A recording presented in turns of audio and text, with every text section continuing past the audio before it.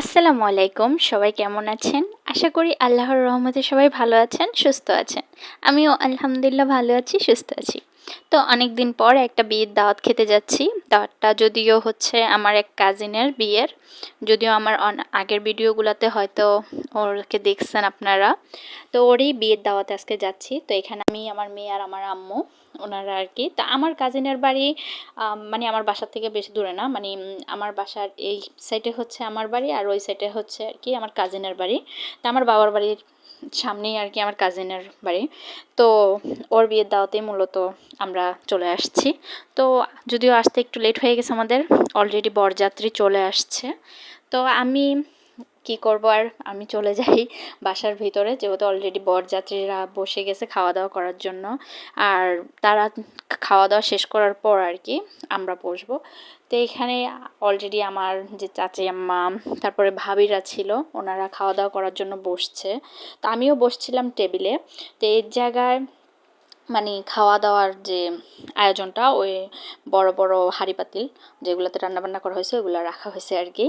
তো এখানে এই যে আমার এই কাজিন, ওরে মাসাল্লাহ সুন্দরী লাগতেছে। তো এখানে কম বেশি সবাই উপস্থিত ছিল, যদিও ছোটোখাটোর মধ্যে আয়োজনটা করা হয়েছে, তারপরেও অনেক মজা হয়েছে, সব কাজিনরা মিলে অনেক মজা করছি।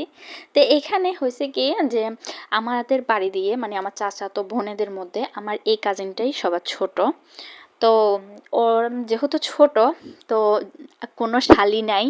এভাবে শালা আছে একজন, আমার ছোট চাচার আর কি ছেলে, ও আর কি আছে, কিন্তু এমনিতে কোনো শালি নাই, যার কারণে বরের মানে সামনে যে বড় থালা দেওয়া হয় বরকে আপ্যায়নের জন্য, খাওয়া দাওয়ার জন্য, সেটা মানে বসার মতো কোনো, এটা তো মূলত শালা শালিরাই এই নিয়মটা করে থাকে, হাত ধোয়ার টাকা উসুল করে এভাবে।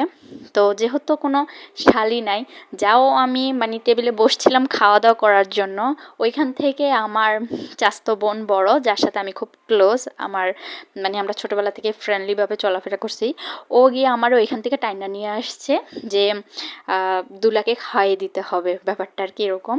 তারপর আর কি করব, সম্পর্ক তো আমরা হই জ্যাঠস, মানে কুমিল্লার ভাষায় তো মেয়ের বড় বোনকে আর কি জ্যাঠস বলে। তো এখানে আমি আমার ওই কাজিন হই জ্যাঠস, আমরা দুজন। তো আমার কাজিনেরই, এই যে কাজিনকে দেখতে পাচ্ছেন, তো ওরই ছোট বোন, ওর ছোট বোনের বিয়েতেই আসছি আমি। তো আমার কাজিন আর আমি তো হয়ে জ্যাঠস, তো এখন কি আর করার, এখন দুলাকে তো খাওয়ানোর মতো দুলার কোনো শালি নাই, যাওয়া একজন শালা আছে, সেজন্য আমাদেরকেও বসাই দিছে দুলার এই থালাতে, যাতে দুলাকে সুন্দরভাবে আমরা খাওয়াইয়ে আপ্যায়ন করে হাত ধুয়ে হাত ধোয়ার টাকাটা উসুল করতে পারি। যদিও আমার লাইফে এই সেকেন্ড টাইম আমি এরকম দুলার থালার ভিতরে বসছি। ফার্স্ট টাইম বসছিলাম আমার আরেকটা কাজিনের বিয়েতে, তখন আমি শালি হিসাবে বসছিলাম, আর আজকে বসছি জ্যাঠস হিসাবে। এই সেকেন্ড টাইম আর কি দুলার পাত্রে এভাবে আমরা বসছি। তো যাই হোক, সবাই মিলে এখানে অনেক আনন্দ করতেছিলাম, খাওয়া দিতেছিলাম, দুলাকেও খাওয়া দিতেছিলাম, তারপরে দুলার সাথে যে লোকজনগুলো আসছিল ওনার ভাই, ওদেরকেও আমরা খাওয়াই দিতেছিলাম। তো এই আর কি। তো যাই হোক, খাওয়া দাওয়ার শেষে টাকা উসুল তো করছি, এখন হচ্ছে বিদায় দেওয়ার পাল্লা। তো বিদায় দেওয়ার আগে যে নিয়মটা করা লাগে আর কি, জামাই বউকে একসাথে বসিয়ে পান সুপারি দিয়ে শরবত দিয়ে যে নিয়মটা করা লাগে, তো ওই কাজটাই করতেছিল আমার বড় জেঠিমা, মানে আমার কাজিনের আর কি আম্মু, উনি আর ওনার বোন, মানে আমার কাজিনের খালা আর মা দুজনে মিলে এই নিয়মটা করতেছিল।